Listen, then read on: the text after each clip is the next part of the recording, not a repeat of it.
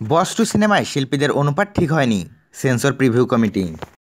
মঙ্গলবার sensor preview কমিটিতে প্রদর্শিত হয় যৌথ প্রযোজনায় নির্মিত সিনেমা বস টু। যৌথ প্রযোজনার নিয়মনীতি অনুযায়ী সিনেমার শিল্পীদের অনুপাত ঠিক হয়নি। ঈদে মুক্তি সম্ভাব্য সিনেমাগুলোর ক্ষেত্রে যৌথ প্রযোজনার নিয়মনীতি সঠিকভাবে অনুসরণ তদন্তে সোমবার সেন্সর প্রিভিউ কমিটিকে এক লিখিত চিঠি পাঠায় চলচ্চিত্রের সবগুলো সংগঠন নিয়ে গঠিত চলচ্চিত্র ঐক্যজোট বা চলচ্চিত্র পরিবার। সেই চিঠিকে বেশ গুরুত্বের সঙ্গেই আমলে নিয়েছেন সেন্সর প্রিভিউ কমিটি। সে চিঠি প্রাপ্তির পরে মঙ্গলবার কমিটির সামনে বস টু সিনেমাটি প্রদর্শিত হলে সেখানে শিল্পীদের অনুপাতের সামঞ্জস্যহীনতার বিষয়টি উঠে আসে। মঙ্গলবার বিকেলে সেন্সর প্রিভিউ কমিটির সদস্য নাসির উদ্দিন দিলু বলেন, আমরা আজ সকালে বস টু সিনেমাটি দেখেছি।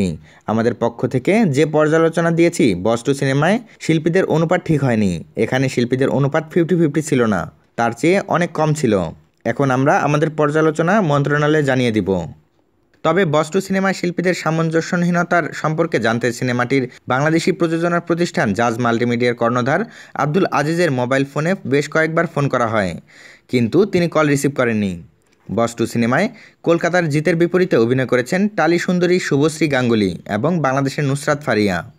সিনেমায় জিৎ, শুভশ্রী গাঙ্গুলি ও নুসরাত ফারিয়া ছাড়াও একটি গুরুত্বপূর্ণ চরিত্রে অভিনয় করেছেন ইন্দ্রনীল সেনগুপ্ত। এছাড়াও অভিনয় করেছেন অমিত হাসান, কৌশিক সেন, সীমান্ত সহ অনেকে। বস টু সিনেমাটি যৌথভাবে প্রযোজনা করেছেন বাংলাদেশের জাস মাল্টিমিডিয়া ও কলকাতার জিৎস ফিল্ম ওয়ার্কস। সিনেমাটি নির্মাণ করেছেন কলকাতার নির্মাতা বাবা যাদব।